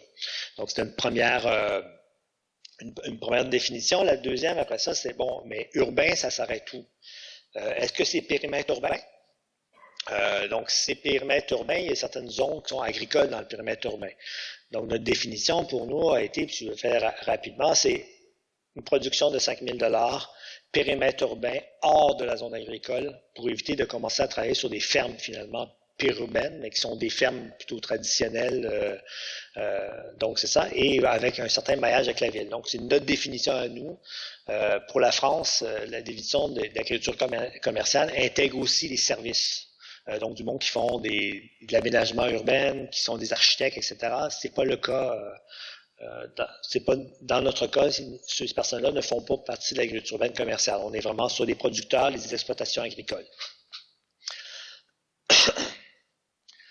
Donc là, on a commencé à regarder, et donc avec ces définitions-là, on se ramasse au Québec avec 721 fermes qui rentrent dans ces paramètres-là et qui sont un peu partout. Et là, on voit même dans certains endroits, le centre du Québec, il y aurait 60 entreprises agricole urbaine dans le centre du Québec. Je ne sais pas si du monde dans la salle qui écoute connaissent le Québec, mais le centre du Québec, c'est aussi la Beauce. La Beauce est une des régions les moins populeuses du Québec. Alors, on s'est dit, oh là, il y a peut-être un enjeu. Chaudière-Appalaches, c'est la même chose. Donc, ça veut dire qu'il y a des fermes en Chaudière-Appalaches et le centre du Québec qui sont en périmètre urbain hors de la zone agricole, mais qui sont plutôt des fermes traditionnels, tracteurs, etc. Il y a même, dans le centre du Québec, il y a même une porcherie, donc une porcherie à grand volume qui fait partie de cette liste-là. Donc, on s'est dit, il y a peut-être quelque chose, donc il faut raffiner. Donc, puis là, on voit ici, si on regarde la superficie, vous voyez, 32% de ces 721 fermes-là produisent des céréales et des légumineuses. Ça, on parle de fermes qui font de 40, 50 et même plus hectares. Donc, c'est des très grandes superficies. Et on voit aussi qu'il y a le fourrage est l'autre important. Donc, on s'est rendu compte qu'on ne parlait pas nécessairement de l'agriculture urbaine sur laquelle nous, on voulait travailler, ou qui était notre mandat à nous, parce qu'il y a plein d'autres centres de recherche qui travaillent sur ce type de ferme-là. Donc, on s'est dit, on va essayer de travailler sur des filières en émergent, donc des filières plus précises, champignons, aquaponie, micro-pousses et autres. Donc, on a restreint notre échantillon ou notre bassin, et c'est un bassin qu'on suit maintenant depuis 3 ans. Donc, là, vous avez les données de 2019. Donc, on est rendu à 72 entreprises agricoles de ce type-là. Donc, vous voyez la ligne à côté, l'apparition de ces fermes-là dans le temps. On voit vraiment qu'à partir de 2010, il y a vraiment une explosion. Donc, grosso modo, à partir du moment que les fermes loufa sont apparues, on voit apparaître. Et maintenant, depuis ces 10 dernières années-là, c'est entre 20 et 30% d'augmentation par année. Cette année, malgré qu'on soit dans la COVID, on vient de dépasser les 80 fermes. Donc, ça veut dire qu'il y en a 8 nouvelles qui se sont apparues. Il y en a quelques-unes qui ont fermé, donc c'est plutôt 12 nouvelles fermes qui sont apparues. Mais le portrait est rendu à 81, parce qu'il y en a une qui est apparue hier. Donc, 81 fermes. Donc, on est encore en augmentation importante au niveau du nombre de fermes d'exploitation urbaine au Québec. Donc, au niveau des productions, on voit vraiment, c'est vraiment axé sur le maraîchage. Donc, maraîchage intérieur, maraîchage extérieur, micro-pousses. Mais on voit que le maraîchage extérieur, au niveau du pourcentage, donc le pourcentage qui représente sur le total est en diminution. Mais le maraîchage intérieur, lui, est en croissance, tout comme les micro-pousses. Et je peux vous annoncer là, pour le prochain portrait, les champignons vont être en croissance assez importante parce que on est rendu à plus de 10 exploitants urbains qui font des champignons. C'est vraiment une croissance à ce niveau-là. Donc ça donne un peu le portrait de ce qu'on a, une très vaste diversité, mais vraiment, ça reste maraîchage qui est le plus important, et toute la question de l'élevage d'insectes aussi. Donc, on voit aussi, on a passé de un exploitant en 2015 à 10 exploitants en 2020. Donc, là aussi, on a une croissance importante. Mais pour le Québec, ces exploitations-là restent quand même des petites exploitations qui couvrent, grosso modo, un maximum de 500 mètres carrés par exploitation. Ça reste des petites exploitations, c'est pas des grandes fermes d'élevage d'insectes comme on peut avoir à certains endroits, entre autres en France. Là, Insect se développe, c'est des très grandes unités. Au Québec, pour l'instant, ça reste des petites unités. Il y a un seul projet qui est important, qui est à la ville de Sherbrooke, qui s'appelle Antosystème. Donc ici, les lieux de production, donc ça c'est les mêmes chiffres qu'avant, mais on voit vraiment intérieur de bâtiments. Donc les indoor farming, les fermes d'intérieur, c'est vraiment très présent et majoritaire au niveau de l'agriculture urbaine au Québec. Si on regarde au niveau des exploitations, on voit que l'âge est quand même, c'est du monde relativement jeune qui porte ces projets-là. Donc, c'est plus de 80% que les personnes ont moins de 40 ans, mais c'est 41% de moins de 30 ans, puis un autre 40% entre 31 et 40 ans. Donc, ça reste relativement jeune. Si on le compare au monde agricole québécois, où la moyenne d'âge est plutôt de 56 ans, 58 ans, on voit vraiment que la population qui pratique l'agriculture urbaine, c'est beaucoup plus des jeunes. Et la majorité ne proviennent pas de familles non plus, de familles d'agriculteurs. Donc, c'est des nouveaux agriculteurs. C'est peut-être aussi le monde urbain, peut-être l'endroit où ils commencent et après ça, peut-être vont-ils transférer. On voit aussi qu'ils ont plusieurs activités. Là. Il y a pas le revenu est pas majoritairement, le revenu qu'ils ont n'est pas est souvent pas majoritairement issu de la production agricole. Et au niveau des revenus, on voit aussi c'est 45% des fermes font entre 100 000 et 500 000 dollars annuellement. Pour plusieurs, donc, il y a différentes formes juridiques, coopératifs, personnel moral lucratif et privé. On voit que les sociétés par action de compagnie c'est presque 50% des entreprises, mais il y a quand même beaucoup d'entreprises qui sont sans but lucratif. Donc, on a une diversité à ce niveau-là aussi. Et au niveau de leurs revenus, l'activité qu'ils vont exercer n'est pas 100% sur l'agricole, et c'est peut-être la force de l'agriculture urbaine. Là, on n'est pas obligé d'être, plus seulement ne pas être 100% sur la production. On peut offrir plein d'autres activités, entre autres l'éducation et la formation, puisqu'il y a plein de personnes alentour de notre exploitation agricole. Donc, on voit que 30% des agriculteurs urbains du Québec font aussi des activités d'éducation et de formation. Certains font aussi de l'accompagnement du service conseil, de l'aménagement. Donc, on a vraiment éducation, accompagnement et aménagement, c'est les trois grands groupes d'autres activités que l'activité agricole. Donc, ce sont plus des services. Donc, au niveau des modes de distribution, les modes de distribution si à la base, voici 5 ans, vous m'avez posé la question, je dis tout le monde va au restaurant. On le voit que c'est plus le cas. 30% font un mode de vente direct au restaurant, mais la majorité vendent quand même directement aux consommateurs. Et certains vendent en épicerie, mais quand on parle d'épicerie, on ne parle pas des grandes chaînes, là, des supermarchés qu'on peut avoir au Québec, des chaînes centralisées comme Sobeys, Loblaws et compagnie. Mais c'est vraiment souvent des épiceries locales et souvent social ou, par exemple, zéro déchet. Donc, tout un mouvement d'épicerie zéro déchet. Et il y a beaucoup de producteurs qui vendent dans des programmes d'agriculture urbaine qui vendent dans ces épiceries-là parce que les objectifs environnementaux et les valeurs sont similaires. Donc, c'est pour ça qu'il y a des liens qui se font très rapidement avec ce type d'épicerie-là. Et certaines vendent un kiosque au marché, mais vous voyez, très peu vendent au kiosque du marché. Pourquoi ils ne vendent pas un kiosque au marché? Parce que ça prend beaucoup de temps, c'est beaucoup de ressources humaines pour une vente souvent pas très intéressante, puisque ces producteurs-là n'ont pas des très grandes productions. Donc, la vente directe au consommateur, la vente en épicerie est beaucoup plus valorisée parce que ça prend beaucoup moins de temps de travail et beaucoup moins de temps en ressources humaines. Donc, avec tout ça, on est arrivé quelque part avec une nomenclature pour les entreprises. Donc, on s'est dit, mais oui, on a l'agriculture urbaine. L'agriculture urbaine, on a une définition au niveau spatial, au niveau aussi économique. Donc, on fait un revenu de 5 000 $, mais ça, ça fait partie de la loi sur les exploitations agricoles du Québec. Là. Pour être un exploitant, il faut faire un revenu de 5 000 $ minimum en production.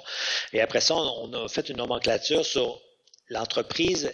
C'est une entreprise de production, donc qui tire 60% de son revenu de la production ou de distribution et autres, parce qu'il y a différents types de modèles économiques et c'est important de différencier, par exemple, les fermes LUFA, qui sont effectivement un producteur, mais plus de 60% de leurs revenus provient de la distribution, parce que leur modèle économique est vraiment axé sur la distribution et ce qui permet aux fermes LUFA de survivre, c'est qu'ils sont devenus un distributeur de production biologique. Qui provient souvent qui provient pas du monde urbain, là, qui sont pas de l'agriculture urbaine, mais qui provient d'un peu partout au Québec et même pour certains cas de Floride. Donc, ils ont décidé mais ils n'ont pas décidé. Ils se sont rendus compte que les clients, ce qu'ils voulaient, c'est faire son épicerie chez eux. Donc, ils veulent pas acheter que des légumes, ils veulent pouvoir faire leur épicerie, le panier arrive chez eux, puis ils ont tout pour la semaine. Alors, ça leur demandait de tout développer un système de distribution avec des partenaires. Donc, les fermes LUFA sont une entreprise d'agriculture urbaine de distribution. Ils font de la production, c'est même important pour eux parce que c'est leur marque de commerce, mais ils sont de distribution. Certains vont plutôt faire de la transformation, certains vont beaucoup plus du service. Donc oui, ils ont des sites de production, mais leur revenu provient avant tout de services d'installation de toits verts, entre autres. Et etc. Donc, on a vraiment un portrait, une nomenclature. On commence à différencier et à comprendre plus ce mouvement-là des fermes urbaines et de son développement. Il y a très peu de fermes qui sont des entreprises d'agriculture urbaine de production. On a beaucoup plus des fermes qui sont dans les autres catégories au Québec parce que le modèle économique pour survivre doit être diversifié et se baser uniquement sur la production agricole avec des faibles marges de profit, c'est très difficile, donc la majorité ne vont pas là. Je vais finir là-dessus rapidement, désolé, le temps file. Et ce qu'on a fait à partir de toute cette analyse des fermes urbaines-là, c'est qu'on se disait, OK, mais quel est l'écosystème d'affaires, quel est le potentiel économique? Qu'est-ce que ça représente économiquement? Quels sont les revenus tirés de l'ensemble des producteurs urbains du Québec? Quels sont le nombre d'emplois et quel est le potentiel aussi de développement? Bien entendu, c'est une demande qu'on a reçue du ministère de l'Agriculture, le ministère de l'Agriculture, des Pêcheries et de l'Alimentation du Québec pour son nom complet, parce qu'ils veulent voir vers où ça s'en va, qu'est-ce qui va être porteur et qu'est-ce que ça va représenter au niveau des revenus. Là, en plus, on parle actuellement beaucoup de relance économique, tant au niveau des municipalités que des gouvernements provinciaux et du Canada. Donc, ils veulent vraiment dire, OK, mais ça va créer quoi? Qu'est-ce qu'on doit mettre en place? Qui on doit favoriser? Donc, c'est un peu le mandat qu'on a eu durant les 3 dernières années, c'est d'évaluer ce potentiel-là. Et on a vraiment regardé au niveau le cœur vous voyez le graphique là, le cœur du métier, là, on a regardé l'apport économique des exploitations agricoles. Donc, on a très peu travaillé sur les fournisseurs. On a fait un peu d'évaluation pour les fournisseurs directs, mais on n'a pas du tout travaillé sur tous les autres fournisseurs. Donc, tous les autres les membres de l'écosystème qui fournissent les matières premières, l'équipement, l'énergie et autres, on n'a pas intégré encore cette section-là au niveau de notre évaluation économique. Ce qu'on va faire dans la prochaine année, entre autres, regarder tous ceux qui font les transplants, qui font les plans pour les potagers. Donc, c'est toute une économie autre qui existe. Qui est directement lié à l'agriculture urbaine. On l'a vu cette année, les horticulteurs, donc ceux qui produisent tous les plants pour les potagers, au début, ils pensaient tous faire faillite, puis ils se sont rendus compte que finalement, ils ne fournissaient pas la demande. Donc, ils ont dû acheter des transplants, entre autres aux États-Unis, pour pouvoir les vendre au Québec, parce qu'il y a eu un engouement au niveau des potagers. Donc, ils ont tout vendu puis ils ne fournissaient pas. Donc, il y a vraiment une économie à ce niveau-là aussi qui existe. Quand on parle que 42% de la population du Québec, de Montréal ou du Québec ont un potager, ben, ça fait énormément de transplants à vendre. Donc, c'est toute une économie qui existe qu'on n'a jamais évaluée. Donc, si on regarde au niveau des données qu'on a, ce qu'on a réussi à évaluer, là, puis c'est une analyse qui est assez longue, là, de réussir à avoir des données économiques de ferme. Donc, actuellement, les 72 les entreprises qu'on a identifiées produisent pour 17 millions de dollars en revenus. Pour donner un exemple, les 721 fermes urbaines qu'on a identifiées préalablement, c'est le revenu total selon les bases de données du MAPAC, c'est 243 millions. Donc, pour l'instant, ça représente 7% de l'ensemble des fermes urbaines. Ça reste relativement petit. Mais comme j'expliquais, c'est en croissance rapide. Autant les fermes grossissent rapidement, génèrent de plus en plus de revenus, que le nombre de fermes augmente. Il faut comprendre que l'agriculture urbaine commerciale existe depuis à peu près 5 ans. Il y a des fermes plus vieilles, là, mais la majorité des fermes urbaines dans notre échantillon existent depuis moins de 5 ans. C'est toujours la phase la plus difficile pour démarrer une entreprise. Souvent, la phase la moins rentable, on met beaucoup d'investissements, on est vraiment en train de monter le modèle d'affaires, on est en train de prendre de l'expertise, etc. Donc, on est vraiment dans cette phase-là. Mais déjà, ces fermes-là représentent 7% du total des revenus des fermes qui sont situées en périmètre urbain hors de la zone agricole. Au niveau des emplois, ça crée pour l'instant 724 emplois, 624 emplois au niveau des fermes urbaines, des 72 fermes urbaines du Québec. Bien entendu, il y a certaines fermes qui créent beaucoup plus d'emplois que d'autres. Par exemple, les serres sur toile, donc la première en haut, il y a grosso modo une seule entreprise qui fait des serres sur toit. Donc, j'en ai mentionné, c'est les fermes Loufa. À eux seuls, créent 60 emplois directs. Puis là, on parle des emplois reliés à l'action agronomique. On ne parle pas de l'ensemble des emplois des fermes Loufa. Les fermes Loufa, c'est plus de 350 employés. Mais si on enlève les 60 qui sont dans l'activité agricole, tout le reste, pour la majorité, sont dans toute ce qu'ils appellent la distribution, faire les paniers, etc. Donc, c'est vraiment les fermes Loufa desservent. Le dernier chiffre que j'avais, c'est 21 000 paniers par semaine. Donc, vous imaginez la quantité de personnes que ça prend pour faire ces paniers-là. Maraîchage au sol, c'est la même chose, 185 emplois directs, mais une seule ferme en emploie 80.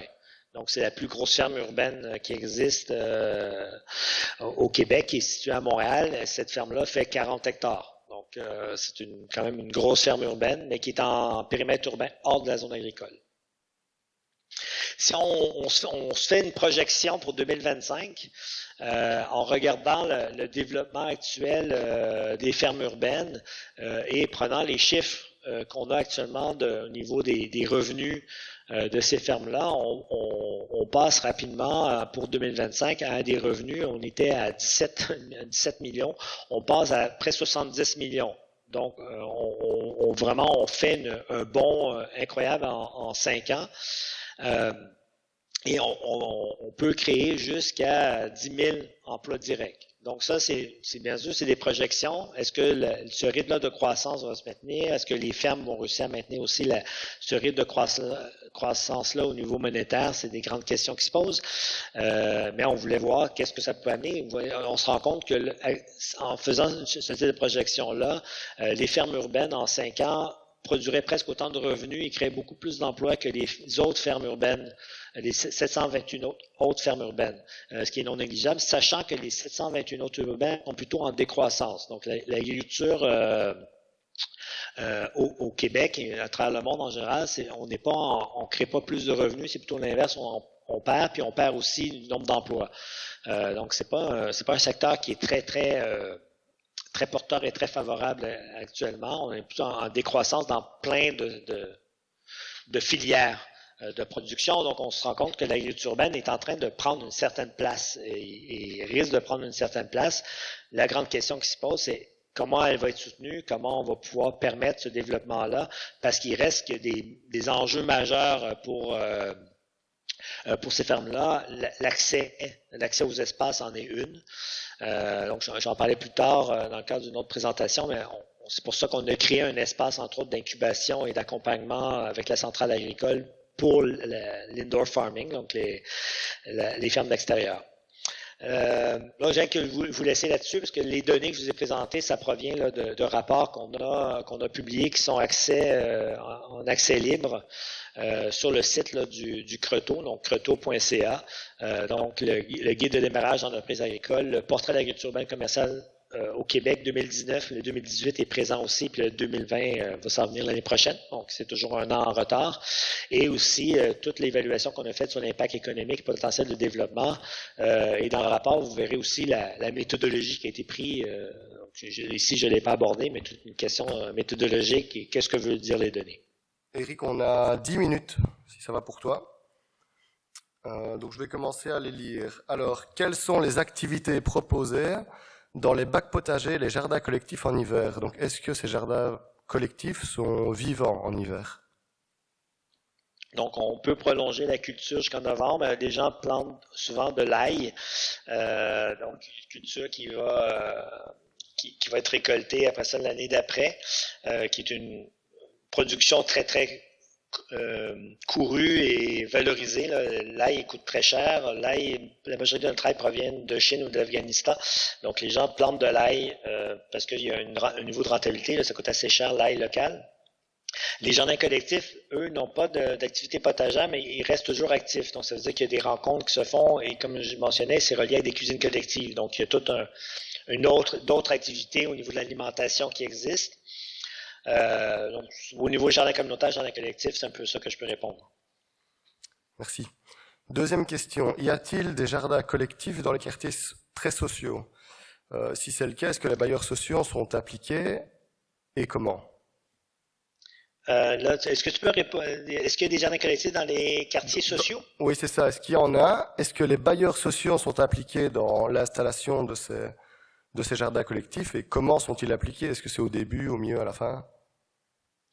OK, donc ta première question, les jardins collectifs en général sont dans les quartiers défavorisés. Donc, je me dis que quartiers sociaux veut dire quartiers défavorisés. Je suppose. Pour la majorité, sont dans les quartiers défavorisés puisque c'est la clientèle visée. Et la majorité des jardins collectifs sont aussi soutenus en fin de compte, c'est la ville de Montréal ou les villes là, qui ont ce mandat-là du Grand du Québec. Donc, ils sont souvent financés. Ils sont financés aussi par ce qu'on appelle la direction de la santé publique. Donc, c'est aussi le gouvernement.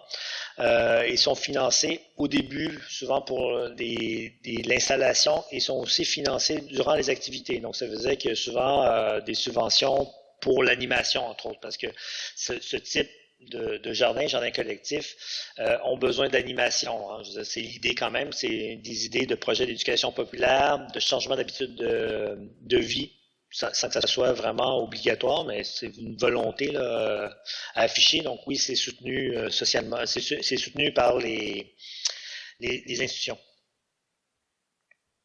C'est soutenu financièrement?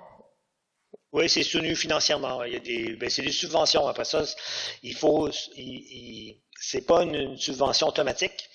C'est des programmes. Donc, ça veut dire souvent, il faut répondre à un appel à projet. Puis après ça, tu as une subvention sur 3 ans. Et après ça, il faut refaire l'appel. Ça veut dire qu'il y a une évaluation. C'est pas tous les projets qui réussissent à avoir les subsides. Merci.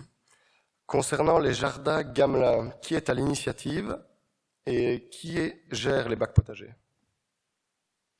OK. Donc, l'initiative à la base, c'est la Ville de Montréal. Donc, c'est la Ville de Montréal qui voulait développer quelque chose pour cet espace-là, pour le rendre plus sécuritaire, là, je mets des guillemets, là, le rendre, mettons, plus agréable et de l'ouvrir à plus de population, parce que c'était vraiment un lieu où plus personne allait. Là. C'était vraiment désagréable, seulement par son aménagement en soi. Et il y a tout un travail avec les groupes sociaux qui est alentour pour éviter, là, comme je mentionnais, de faire en sorte que les populations marginalisées qui utilisent cet espace-là soient poussées plus loin, là, que ça ne devienne pas une action de gentrification. Et donc, la Ville de Montréal a donné le mandat de développement à une entreprise qui s'appelle Pépinière Éco, qui sont spécialisés dans l'urbanisme tactique, qui a fait les plans d'aménagement, qui a travaillé beaucoup avec les groupes pour faire un aménagement qui correspond à une réalité. Par exemple, vous voyez, vous avez vu sur la photo, mais il y a des palettes qui sont des palettes de transport là, qui ont été utilisées. C'était très à la mode un certain temps, très à la mode, je ne suis pas en Belgique, mais c'était très à la mode en France. Et au Québec, c'est très peu utilisé. Et là, ils l'ont utilisé pour la simple raison que c'est possible de déplacer les palettes et que pour le soir, les personnes pouvaient déplacer les palettes et en faire des lits. Donc, pour les sans-abri, entre autres, ils pouvaient se faire des lits pour dormir. Donc, il y a vraiment cette idée-là qui a été imaginée par Pépinière Éco. Et par la suite, la gestion de l'espace a été donnée à un organisme qui s'appelle Sentier Urbain. Un organisme qui fait très longtemps qu'il intervient là, auprès des populations marginalisées, dont entre autres les jeunes dans la rue, par le biais de l'agriculture urbaine. Donc c'est eux qui gèrent l'espace avec de l'animation. Donc encore là, il y a des subventions. Donc Sentier Urbain est subventionné pour animer l'espace pour tout le monde, là, autant les personnes marginalisées ou les visiteurs, les citoyens du quartier, les citoyens de Montréal ou des touristes qui passent. Merci. Comme on parle de subventions, existe-t-il des aides, donc à l'installation, à l'investissement ou relatifs au bio ou autres, pour les fermes urbaines au Québec? Donc là, on parle plus d'aides spécialisées aux fermes urbaines. Et quel est l'impact de ces aides sur leur rentabilité éventuelle? OK. Donc, les fermes urbaines, donc à partir du moment qu'on est considéré comme une exploitation agricole, qu'on soit urbain ou rural, on a droit au même programme de subvention. Donc, c'est à peu près la même chose. Un fermier urbain, un producteur urbain a accès et doit se qualifier aux différents programmes du MAPAC, de la financière agricole et autres. Soit il y a des subventions au démarrage d'entreprise. Et donc, quand on démarre une entreprise, on peut avoir une subvention de... Là, il y a plein de paramètres, mais entre 30 et 60 000 $ pour démarrer son entreprise. On peut avoir accès à des prêts à taux préférentiels. Et après ça, il y a des programmes de soutien qui existent là, mais qui est vrai pour l'agriculture urbaine que pour l'agriculture rurale. Donc, un agriculteur urbain est considéré comme un agriculteur par le gouvernement. Est-ce que ces aides dépendent de la taille de l'exploitation? Non, elle va dépendre du fait que, ça dépend lesquelles, mais la majorité dépend du fait que tu crées 5 000 $ de revenus annuels. D'accord. C'est la même chose au niveau rural, que tu aies 1 hectare ou 100 hectares, tu as accès aux subventions. Donc, en monde urbain, ben, par exemple, il y a des fermes urbaines sur toi qui font 2500 mètres carrés, réussissent à produire pour plus de 5 000 $ de revenus agricoles. Donc, ils ont droit aux subventions autant qu'une ferme en monde rural qui ferait 1 hectare, qui ferait même pas qui fait tout juste 5 000 $. Et la subvention est au prorata alors du chiffre d'affaires annuel?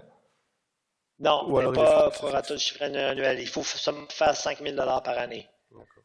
Après ça, il y a d'autres paramètres. Ça va dépendre de la filière dans laquelle tu es. Ça dépend pour le démarrage. Là, ça va dépendre aussi de ton niveau de formation. Est-ce que tu as une formation en agriculture ou pas? En fin de compte, ça, c'est un facteur de taux de réussite. Là. Quand on a une formation en agriculture, on a plus tendance à réussir à démarrer son entreprise. Puis comme c'est une subvention au démarrage, donc c'est un critère là, pour obtenir la subvention ou avoir des études supérieures. Pourquoi, je ne sais pas, mais il semblerait que les personnes qui ont des études supérieures, même pas en agriculture, donc avoir un doctorat, par exemple, en philosophie, te permet d'avoir une subvention au démarrage d'entreprises agricoles plus élevée que quelqu'un qui a un diplôme en horticulture au niveau lycée. D'accord, merci. On va passer à la dernière question. Il y a une forte augmentation de producteurs d'insectes Est-ce à destination animale ou humaine? Et y a-t-il déjà des estimations concernant la demande future? OK. Donc, actuellement, au Québec, il y a 10 élevages, on est rendu à 12, je pense, 12 élevages d'insectes en monde urbain. Il y a 28 entreprises d'élevage d'insectes au Québec, parce que certaines ne sont pas en monde urbain. La majorité sont à destination de la consommation humaine. En fin de compte, c'est consommation humaine et animale. Ils peuvent faire les deux, là. Puis quand on parle d'animal, c'est avant tout tout ce qui est les lézards, etc. Là, comment on appelle ça? J'ai le terme en anglais, là, les pet shops, des animaux domestiques. Et il y a quelques fermes qui se dédient, je pense que si ma mémoire est bonne, là, il y a deux fermes qui sont uniquement pour la production animale. La grande différence entre les deux, c'est que si c'est pour la production humaine, il faut une traçabilité de l'ensemble de la matière qui est utilisée dans l'élevage. Ça veut dire qu'on ne peut pas donner n'importe quoi comme nourriture aux insectes, tandis que si c'est de l'alimentation animale, on peut leur donner du compost de la ville, on peut leur donner des grains déclassés. La traçabilité n'est pas essentielle, enfin elle est moins essentielle. Donc c'est ça, ça reste des petites entreprises. La majorité font de la farine là, pour après ça développer des steaks à base de protéines d'insectes et autres. Au niveau de puis là, c'est une bonne question, là. C'est vraiment la question importante, c'est est-ce que finalement il va y avoir des débouchés? Là, il y a des études de marché qui sont faites par des entreprises qui démontrent que oui, qu'il y a un intérêt. Considérant que c'est encore des petites entreprises, je pense qu'il n'y a pas d'enjeu, mais avoir des grosses entreprises qui se développent, qui investissent des millions de dollars, ben là, ça serait très risqué. Hein. Je veux dire, on voit apparaître actuellement en France, entre autres, INSEC. Je suis sûr qu'ils ont fait des études, mais avoir des grosses fermes qui demandent des dizaines de millions de dollars d'euros pour INSEC d'investissement, c'est très risqué. Puis c'est beaucoup, on le voit en Europe, ce que nous, on ne voit pas là, au Québec ou dans le reste du Canada, il n'y a pas de start-up. On n'a pas de start-up qui partent avec des 13-30 millions d'euros d'investissement. Ce qu'on voit plus en Europe, là, on a vu quand même beaucoup de cas agricoles, insectes, etc., qui ont réussi à lever des dizaines de millions d'euros, Urban Farmer aussi. Là. Mais nous, on n'a pas ça actuellement, donc on est vraiment des petites unités. Mais est-ce que les clients vont être là, les consommateurs vont être là? C'est à se poser la question. Il y a l'exemple même là, en Belgique, là, un des plus vieilles élevages d'insectes à consommation humaine, qui était Little Food de Bruxelles, a fermé. Donc, c'est toujours fragile. Puis Little Food, c'est pas nécessairement le modèle économique qui a fait mal, c'est plutôt que des associés ont quitté. Là. Donc, c'est plutôt une question de gouvernance qui a été difficile, mais ça démontre que le niveau de rentabilité la marge de profit est très basse, ce qui est vrai pour l'ensemble de l'agriculture urbaine, mais ce qui est vrai pour l'ensemble de l'agriculture. C'est souvent qu'on me dit oui, mais l'agriculture urbaine, c'est pas très rentable. Ben, l'agriculture, de manière générale, c'est pas très rentable s'il n'y avait pas de subsides gouvernementaux. Nous, c'est québécois pour nous, mais pour l'Europe, c'est souvent des subsides européens. L'agriculture peut-être n'existerait pas. Hein. C'est simplement un choix de société en se disant ben, il faut soutenir parce qu'il faut qu'on mange en tant que société et on n'est pas tous des agriculteurs dans l'âme.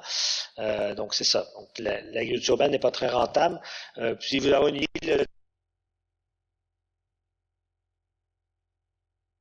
de différentes filières. On a réalisé dans la dernière année différentes fiches économiques pour différentes filières. Par exemple, le maraîchage sur toit, l'élevage d'insectes, la culture de champignons et aussi la production de micro-pousses. Donc, on a fait des fiches de filières. On en va en faire d'autres qui s'en viennent pour montrer c'est quoi le niveau de rentabilité, quels sont les enjeux reliés au développement de ces filières-là. J'ai des petites fiches relativement courtes mais qui me démontre que c'est pour la majorité des projets, certains projets sont rentables, mais les niveaux de rentabilité sont très, très, très faibles et c'est des entreprises qui sont en démarrage, donc qui ont moins de 5 ans, donc qui sont toujours à risque actuellement. Mais je pense que pour le Québec, les gouvernements municipaux se rendent compte que ces fermes-là rendent d'autres services et donc veulent les soutenir pour ça. Parce que oui, ces fermes-là produisent des aliments, mais en même temps permettent de recycler de la matière organique, permettent de recycler d'autres ressources urbaines que la ville n'a pas à gérer, donc c'est un gain pour elle. Permet de créer des îlots de fraîcheur, des îlots de biodiversité. Il y a tout un avantage à l'agriculture urbaine et les municipalités se rendent compte que cet avantage-là, ils ont tout intérêt à l'avoir chez eux, que ça parte ailleurs. En effet, on en reparlera début d'après-midi. Merci Eric. Je vais finir là et laisser la parole à Issam. Il reste 2 questions, je te les enverrai par email et éventuellement on affichera les réponses sur la plateforme. Merci Parfait. beaucoup. Ça me laisse le temps de lire entre les deux, avant mon autre conférence. Très bien. Je propose qu'on remercie vraiment Éric Duchemin pour sa présentation, pour la réponse aux questions et pour nous avoir donné un aperçu des activités en agriculture urbaine et périurbaine à Montréal et à Québec, au Québec en général, et donc je pense qu'on peut l'applaudir.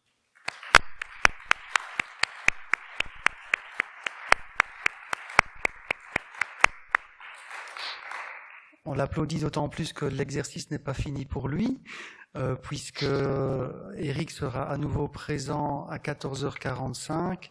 Donc Éric, je propose que l'on se connecte de nouveau via Skype. Apparemment, cette plateforme fonctionne. Voilà. Donc pour l'ensemble du public en présentiel, donc nous allons maintenant manger et on revient en salle à 13h15. Ça veut dire il faut vraiment respecter le timing puisque l'après-midi il y a un programme assez chargé.